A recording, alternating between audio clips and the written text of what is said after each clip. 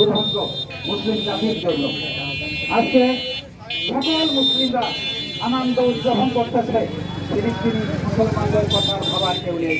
আমি আজকে এই সমাবেশ থেকে প্রথমেই দাবি করব, সকল মুসলিম কান্ট্রিগুলো এক হয়ে এই ইহুদিবাদী শত্রুদের বিরুদ্ধে এক হওয়ার জন্য।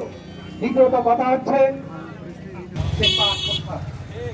এই জন্য আমরা ইসরায়েলি পণ্যটা বর্জন করে আমরা এই শরিক হই তাদের নিয়ন্ত্রণ করার জন্য।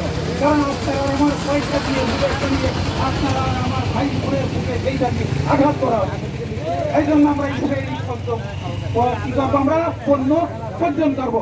আপনারা দেখেছেন গতকালকে বিশ্ব ফত আল্লামা তাকি ওসমানী রহমতুল্লাহ উনি বলেছেন, রমজান মাসে মুসলমানেরা তোমরা নফল ওমরা করার জন্য মক্কায় যেও না, সেই পয়সা নিয়ে গাজার মুসলমানদের সহযোগিতা করো।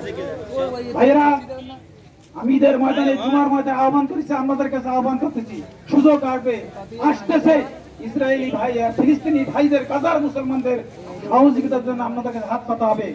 আপনাদেরকে অনুরোধ রইল সাধ্যমতো সহযোগিতা করবেন।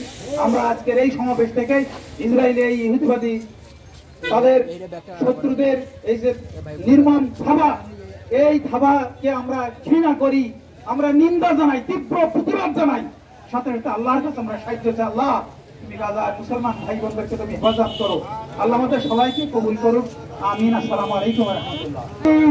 যদি মুসলমানরা নির্মম দেশের ভূমিকা পালন করে এরকম ভাবে আসমানি আসবে, এজন্য আমরা এখনো সময় আছে আমাদের মনোভাব পরিবর্তন করে আমরা